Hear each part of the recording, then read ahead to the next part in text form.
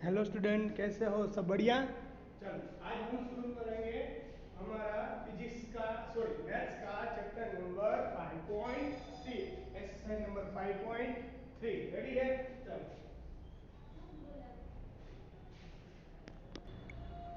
Ready student. यहाँ अब हमें क्या करना है? हमें करना है यहाँ पर हमें ये देखना है कि कैसे हम फाइंड कर सकते हैं। रेडी? अब हमें यहाँ पर हमारा दिमाग चलाना है। लास्ट तक हमने number of sum of number nth term, number of sum of number of n term, यानी कि n टर्म जो हमें दी गई हुई टर्म, उसी का उस सभी का कैसे एडिशन करते हैं उसकी फॉर्मूला हमने समझी। आज हम उस पर बेसिक कोई थोड़े सा सम उस पर है वो करेंगे। बाकी के जो सम मैं करवा रहा हुआ है वो एक्सरसाइज 5.3 में दिए गए हुए हैं। रेडी? तो क्वेश्चन आप देख सकते हो क्या करना है। तो क्वेश्चन पहला ऐसे है, a is equal to 5, d is equal to 3, an is equal to 50। So find the n, find the find n find n s है। यहाँ पर एन और एस एन दोनों हमें क्या करना है? फाइंड करना है। तो यहाँ पर देखो, पहले जो हमें टर्म्स दी गई हुए वो उस पर ध्यान देना चाहिए हमें अच्छी तरीके से, यानी कि हमें जो न्यूमेरिकल सम सोल्व कर रहे हैं उसमें हमें कुछ दिक्कत ना हो। देखो यहाँ पर ए दिया गया हुआ है, डी दिया गया हुआ है और एन बी दिया गया हुआ है। हमें क्या फाइंड करना है? एन। तो how can we find the n? So first we use of n वाली फॉर्मूला, नंबर ऑफ टर्म यानी एन पूछा गया है तो हम एन में से एन फाइंड कर सकते हैं। तो एन की फॉर्मूला है a plus n minus 1 into d. यहाँ ए दिया गया हुआ था 5, तो 5 as it is. An action था, उसको हमें ढूंढना था। डी दिया गया हुआ है 5 और एन यानी लास्ट टर्म की वैल्यू दी गई हुई थी हमें 50। आगे बात समझ में, 50 एज इट इज। 5 अंदर जाएगा, 5 प्लस 5 मल्टीप्लाई एन यानी 5n माइनस 5, यहाँ माइनस 5 ये प्लस 5 कट हो गया। आई बात समझ में? तो 50 इज इक्वल टू क्या बचा? 5n। यहाँ n को बनाओ वेरिएबल, ऑपोजिट साइड है वो न्यूमरेटर, साथ में उसे डिनोमिनेटर। 5 10 जा 15 यानी n इज इक्वल टू हमें क्या मिला? 10। n इज इक्वल टू हमें क्या मिला? 10। आगे बात समझ में, n इज इक्वल टू हमें 10 मिल गया। अब हमें क्या ढूंढना है? Sn। तो Sn की फॉर्मूला क्या है? Sn is equal to n/2 2a plus n minus 1 d. ये है Sn की वैल्यू। अगर हमें इस ये फॉर्मूला में ऐड करो तो भी आंसर मिल जाएगा Sn इज इक्वल टू। और अगर एक भी आपके पास यहाँ लास्ट टर्म भी है, आपके पास यहाँ लास्ट टर्म भी है, यानी कि Sn की सेकंड फॉर्मूला कौन सी है? Sn की second formula Sn is equal to n/2 a plus l। l यानी कि लास्ट टर्म, l यानी कि लास्ट टर्म, वो अगर आप सब्स्टिट्यूट करोगे तो भी आपको आंसर मिल जाएगा। आई बात समझ में? आगे बात समझ में अच्छे तरीके से। तो सब आपको जो भी ऐड करना है आंसर कैसा रहेगा? सेम। चलो यहाँ पर लास्ट टर्म दी गई हुई है तो इसलिए ये इजी रहेगा। Sn is equal to n is equal to क्या मिला? 10/2। a क्या मिला? a क्या था हमारे पास? 5। l यानी लास्ट टर्म, लास्ट टर्म यानी a हमें पास क्या था? 2 5 जा 10 यानी Sn इज इक्वल टू 5 55। चलो रेडी? आगे बात समझ में। 5 5 जा 25, 5 रेस टू 2, रेस टू क्या आएगा? 2। रेडी? तो 5 5 जा 25, 275। तो Sn is number of sum of n term, यानी हमें मिला 275, हमें मिला 275। आगे बात समझ में अच्छे तरीके से। रेडी? इसमें कुछ दिक्कत है? यहाँ में n इज इक्वल टू जो मिला था नहीं समझ में आई ये बात। n इज इक्वल टू हमें मिला था 50, d इज इक्वल टू 3 और a इज इक्वल टू 5 दिया गया था। तो हमने क्या ढूंढा? यहाँ पर s n ढूंढना था हमें और n ढूंढना था। रेडी? अगली बात समझ में। सॉरी एक दिक्कत है, देखो यहाँ पर d की वैल्यू क्या है? 3, हमने क्या लिखी? 5। ऐसे नहीं चलेगा। रेडी? तो 3n minus 3, 3n minus 3, 3n minus 5 में से 3 जाएगा तो 2, 2 प्लस 3n। रेडी? 2 इधर आएगा 50, तो 50 minus 2 is equal to 3n। 50 में से 2 जाएगा तो 48 इज इक्वल टू 3n। यहाँ n को बिना सब्स्टिट्यूट सॉरी वेरिएबल, तो ऑपोजिट साइड है ऊपर, नीचे आएगा 3, 16 3 जा 48, तो इज इक्वल टू मिला 16। यहाँ n इज इक्वल टू में क्या मिला 16, तो n इज इक्वल टू यहाँ क्या रखना पड़ेगा हमें 16। रेडी, आगे बात समझ में। 16 टू जा 6 है तो 18 आता है यहाँ पर, तो 8 55 मल्टीप्लाई 8 करो, 55 मल्टीप्लाई 8 करोगे आप तो आपको मिलेगा 450 450। और n की जगह हमें क्या सब्स्टिट्यूट करना पड़ेगा 16, क्योंकि n की वैल्यू हमारे पास 16 है ना, इसलिए 860 बराबर 450। आगे बात अच्छे तरीके से समझ में। इसमें किसी को कुछ डाउट हो, दिक्कत हो, नहीं समझ में आ रहा है तो आप कह सकते हैं। ऑलरेडी चलो अब हम जाएंगे हमारे सेकंड सम पर। तो सेकंड सम की क्वेश्चन कुछ इस तरह से है कि सभी क्वेश्चन आपके टेक्स्ट बुक में न्यू दिए गए हुए वही सॉल्व करवा रहा हूँ इसको, इसलिए आपको कुछ बार पेन बुक में लिखना होगा तो कोई दिक्कत नहीं आएगी। चलो given a is equal to 7, a is equal to 7, a 13 is equal to 35, तो फाइंड हमें ढूंढना है find d and s30, find d and s30। Ready, d और s30 ढूंढना पड़ेगा हमें। चलो अब देखते हैं d और s30 ढूंढना। तो सबसे पहले तो हमें क्या दिया गया है उस पर हमें डिपेंड करना है। a इज इक्वल टू हमारे पास है a13 है हमारे पास, तो a13 इज इक्वल टू क्या था हमारे पास 35। तो a13 की जगह हम a13 यानी 13 वाली टर्म है तो इसे इस तरह लिख सकते हैं, a प्लस 12 लिख सकते हैं is equal to 35। Equation first हो गई हमारी। और here we put the value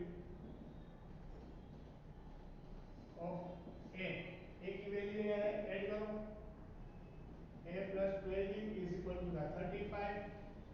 ready, a plus 12 is equal to 35।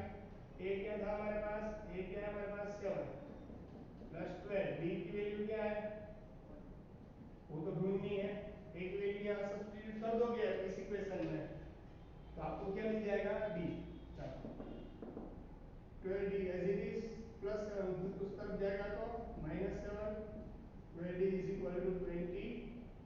Ready, d को वेरिएबल बनाओ, ऑपोजिट साइड है ऊपर, साथ में मुझे आगे बात समझ में। यहाँ हमें क्या मिल जाएगा d 7 4 जा 28, 3 4 जा 12, और d इज इक्वल टू क्या मिलेगा 7/3। चलो हमें यहाँ मिल गया d हमें तो d चाहिए तो मिल गया। अब हमें चाहिए s13 यानी यहाँ s13 यानी sn हम लिखते हैं ना, तो n की जगह यहाँ पर क्या है 13, तो n की वैल्यू तो एज इट इज मिल गई हमें पहले से ही, तो n इज इक्वल टू क्या मिल गया हमें 13। आगे बात समझ में, s13 तो हम तो sn लिखते तो n की जगह यहाँ पर कितना है 13। आई बात समझ में, आई बात अच्छी तरीके से समझ में। तो n is equal to n/2 2a plus n-1 d। यहाँ an यानी लास्ट टर्म नहीं है इसलिए यही फॉर्मूला हमें यूज करनी पड़ेगी, पर हमें क्या ढूंढना है s13 यानी n की जगह क्या आ जाएगा 13, तो n की वैल्यू क्या है 13/2 2 a की वैल्यू क्या है हमारे पास, a की वैल्यू क्या है भाई हमारे पास, a की वैल्यू 7 देखो यहाँ पर दी गई हुई है। n क्या थी हमारे पास 13, d क्या है, d वैल्यू हमने फाइंड की 7/। रेडी, आगे बात समझ में। चलो s30 तो ढूंढना था इस एज इट इज 13/2 भी एज इट इज 7 2 जा 14 प्लस 30 में 7 जाएगा तो 12 मल्टीप्लाई 7/3। रेडी, 3 के टेबल 12 कहां से 3 4 जा 12 13/2। रेडी, 14 प्लस 7 4 जा 28 13/2, 28 प्लस 14 करो तो आएगा 42,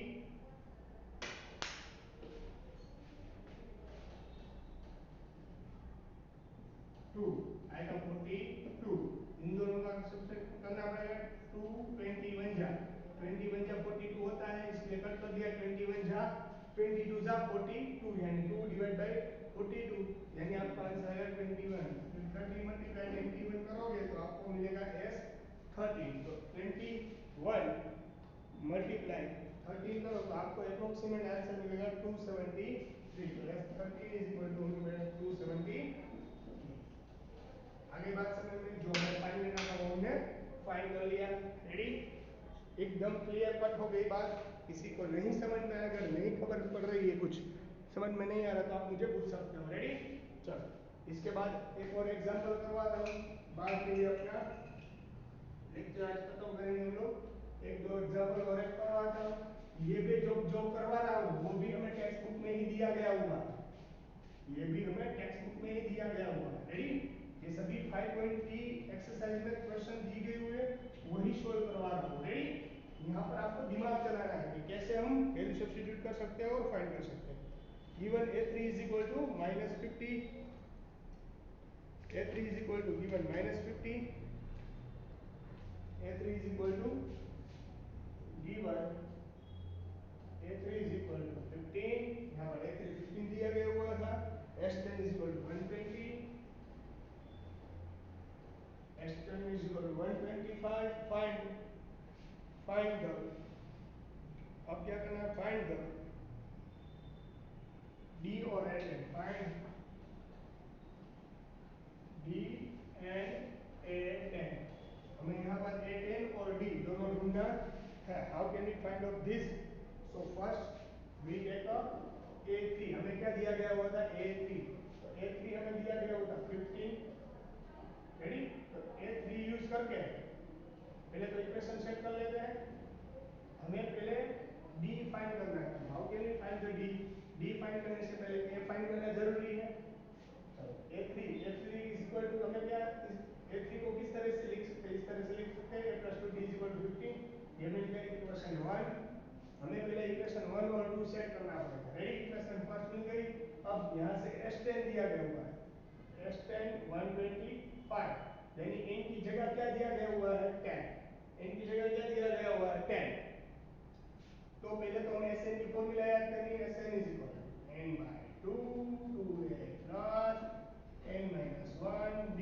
रेडी, n की वैल्यू क्या, 10। तो n की जगह क्या वैल्यू करनी है, ऐड करके सब तो सब्स्टिट्यूट करनी पड़ेगी। n की वैल्यू तो 10, n की वैल्यू 10/2। a की वैल्यू तो हमारे पास नहीं है, इसको इसलिए एज इट इज रखना पड़ेगा। n 10 -1, d की वैल्यू भी नहीं है इसलिए इसको भी एज इट इज 10 5 जा 20, सॉरी 2 5 जा 10, इसलिए यहाँ 5। s10 की वैल्यू क्या थी हमारे पास, 125। चलो 2a प्लस 10 में से 1 जाएगा तो 9d। यहाँ 5 इसमें मल्टीप्लाई में यहाँ जाएगा तो डिवाइड में, यहाँ 5 मल्टीप्लाई में यहाँ जाएगा तो डिवाइड में। 5 25 जा 25 मल्टीप्लाई 5 यानी 125 होता है। 25 is equal to 2a plus 9d, 2a plus 9d। Equation हमारी हो गई second. Solve the equation 1 and 2 by elimination method.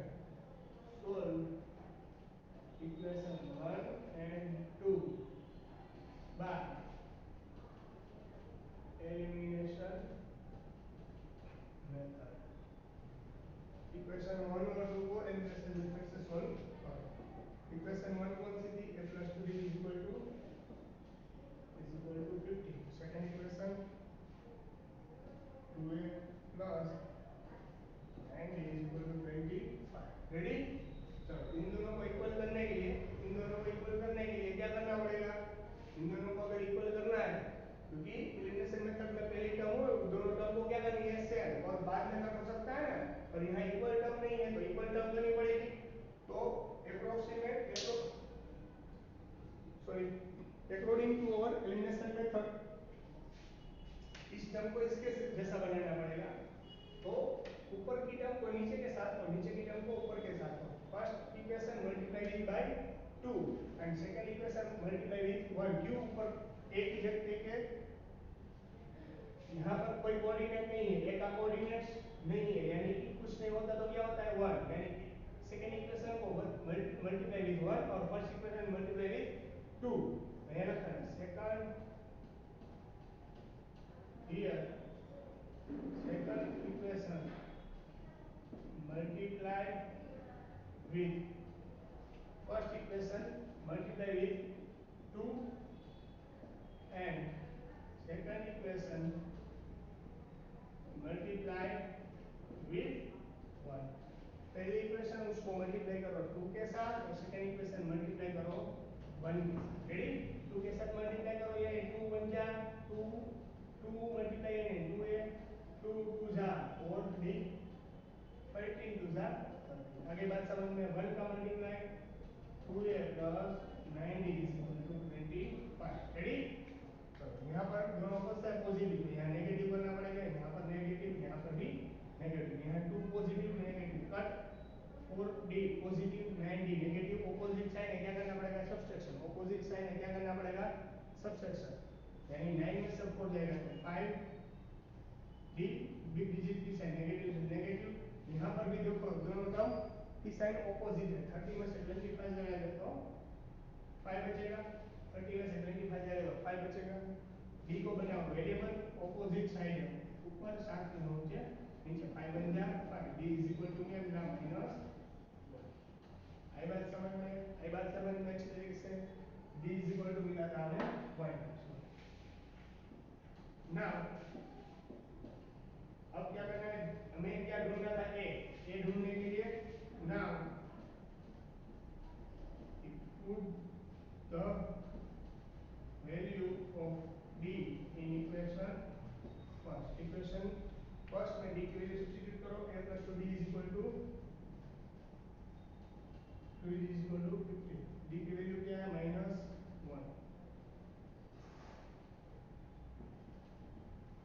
a 2 1 जा 2 -2 is equal to 15 -2 उधर जाएगा तो 15 plus 2 तो a is equal to 17। a is equal to क्या मिला हमें 7। आई बात समझ में, क्या मिला a plus 2d is equal to 15। Equation 1 में वैल्यू सब्स्टिट्यूट कर दी d की, इक्वेशन में यहाँ पर थी a plus 2d 15, d की वैल्यू है -1, d की वैल्यू है -1 18 तो ये -2 हो जाएगा, -2 उधर जाएगा तो प्लस 15 plus 2 यानी 17। देखो यहाँ पर a और d दोनों ले लिए, अब हमें क्या ढूंढना था a 10। तो a 10 यानी किस तरह से लिख सकते हैं, a plus 9d लिख सकते हैं ना, a 10 यानी 10 टर्म को a plus 9d के हिसाब से हम रिप्रेजेंट कर सकते हैं। a is equal to क्या था हमारे पास 17 plus 9, b is equal to -1 17 9 में से 17 9 बन जा 9 पर माइनस इसलिए -9 17 में से 9 जाएगा तो कितना बचेगा 8। a is equal to हमें क्या मिला यहाँ पर a 10 is equal to क्या मिल रहा है हमें यहाँ पर 8। आगे बात समझ में, a 10 is equal to मिल रहा है हमें 8। ओके खत्म, टॉपिक खत्म हो गया। चलो अब हम शुरू करेंगे इसके बाद का वाला न्यूमेरिकल्स, इसके बाद का वाला न्यूमेरिकल ये भी इजी है, ये भी टेक्स्ट बुक में ही दिया गया हुआ है, तो आप अच्छी तरीके से ध्यान रखना और ये समझ लेना। रेडी? देखो यहाँ से आपको कोई समझ में नहीं आ रहा है तो आप मुझे कह सकते हो। रेडी? चलो यहाँ पर a इज इक्वल टू दिया गया हुआ है 8, समझ लो न्यू क्वेश्चन है, a इज इक्वल टू दिया गया हुआ है 8, a n दिया गया हुआ है हमें 62। चलो अब Sn दिया गया हुआ है 210। रेडी? और n इज इक्वल टू और d is equal to 5। Ready? चलो पहले तो a n n Sn और n और d फाइंड करें। तो फर्स्ट तो क्या करना पड़ेगा, n और d दोनों चाहिए, n और d दोनों चाहिए, यानी कि आप an वाली फॉर्मूला नहीं यूज कर सकते हो। क्यों?